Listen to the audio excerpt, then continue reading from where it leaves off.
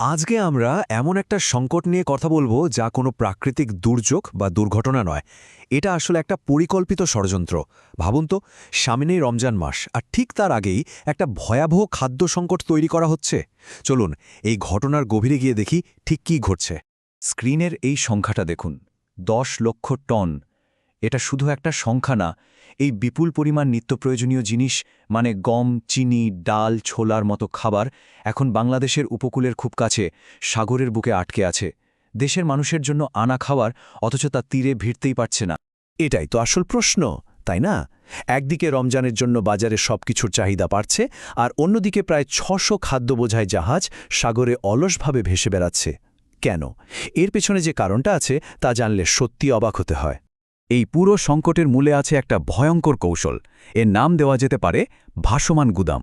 মানে হলো, কিছু অসাধু আমদানিকারক ইচ্ছে করে তাদের পণ্য ভর্তি ছোট জাহাজগুলো বন্দরে আনছে না। তারা জাহাজগুলোকেই মোবাইল গোডাউন হিসাবে ব্যবহার করছে, মাসের পর মাস সাগরে ভাসিয়ে রেখে। ব্যাপারটা কতটা ভয়ঙ্কর সেটা এই তুলনাটা দেখলেই পরিষ্কার হয়ে যাবে। দেখুন, সাধারণত একটা জাহাজ থেকে পণ্য খালাস করতে সময় লাগার কথা সর্বোচ্চ ১৫ দিন। কিন্তু এই সিন্ডিকেট কি করছে? তারা ইচ্ছা করে ৩০ থেকে ৪০ দিন, মানে দ্বিগুণেরও বেশি সময় লাগাচ্ছে। আর এর একটাই উদ্দেশ্য, বাজারে একটা কৃত্রিম সংকট তৈরি করা। তো প্রশ্ন হলো, কেন তারা এই জঘন্য কাজটা করছে? উত্তরটা খুবই সোজা, আরও বেশি লাভ করার জন্য। প্রথমত, জমিনি গুদামের চেয়ে জাহাজে পণ্য রাখা সস্তা। দ্বিতীয়ত, আর এটাই সবচেয়ে ভয়ঙ্কর, জাহাজে পণ্য রাখলে সরকারের নজরদারি এড়ানো যায়। মানে কি পরিমাণ পণ্য মজুদ আছে তা লুকিয়ে রাখা যায়। আর তারপর নিজেদের সুবিধামতো সরবরাহ নিয়ন্ত্রণ করে ইচ্ছেমতো দাম বাড়িয়ে কোটি কোটি টাকা মুনাফা করা। এটা তো সাধারণ মানুষের সাথে এক ধরনের প্রতারণা। চলুন এবার দেখি এই ভয়ঙ্কর খেলার পেছনে আসলে কোন রাঘববোয়ালরা আছে। যখন এই নামগুলোর সামনে আসে তখন সংকটের গভীরতাটা আরও ভালোভাবে বোঝা যায়। দেশের একেবারে শীর্ষস্থানীয় কিছু শিল্প গ্রুপের নাম এখানে উঠে আসছে। অভিযোগটা হলো, এরাই পুরো সরবরাহ ব্যবস্থাকে একটা জিম্মি দশায় ফেলে দিয়েছে। ভাবা যায়, শুধু আকিজ গ্রুপই নাকি প্রায় ৮০টা জাহাজ আটকে রেখেছে।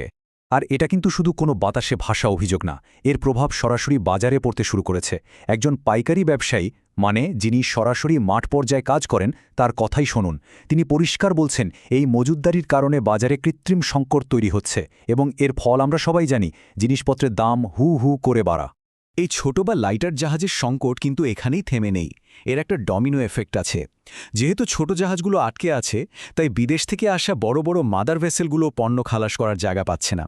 ফলে যে কাজটা ৭ থেকে ১০ দিনে শেষ হয়ে যাওয়ার কথা, সেটার জন্য এখন ২০ থেকে ৩০ দিন পর্যন্ত লেগে যাচ্ছে। মানে পুরো সাপ্লাই চেনটাই ভেঙে পড়ার মুখে। তবে ভালো খবর হলো, এই পুরো ব্যাপারটা এখন সরকারের নজরে এসেছে, আর তারা এর বিরুদ্ধে বেশ কঠোরভাবেই মাঠে নামছে। সরকার কিন্তু ধাপে ধাপে এগোচ্ছে। প্রথমে একটা সতর্কতা জারি করা হয়েছে, যখন তাতে কাজ হয়নি তখন ৫ দিনের আলটিমেটাম দেয়া হয়েছে। আর এখন বিভিন্ন সংস্থাকে নিয়ে টাস্কফোর্স গঠন করা হয়েছে, যারা সরাসরি অভিযান চালাবে। বোঝাই যাচ্ছে সরকার এই সিন্ডিকেটকে ভাঙতে বেশ আটঘাট বেঁধেই নেমেছে। নৌ পরিবহন অধিদপ্তরে যিনি প্রধান, তার এই কথাটা খুবই গুরুত্বপূর্ণ। তিনি কিন্তু শুধু জরিমানার কথা বলছেন না, তিনি সরাসরি নিয়মিত মামলা, এমনকি ফৌজদারি মামলার হুঁশিয়ারি দিয়েছেন। এটা আসলেই একটা বড় বার্তা। কিন্তু মজার ব্যাপার কি জানেন? অভিযুক্ত একটা বড় কোম্পানির পরিচালক এই পুরো অভিযোগটাকে উড়িয়ে দিয়েছেন। তার ভাষ্যমতে এটা নাকি মাত্র ১-২ দিনের একটা ব্যাপার, কোনো বড় সমস্যাই না।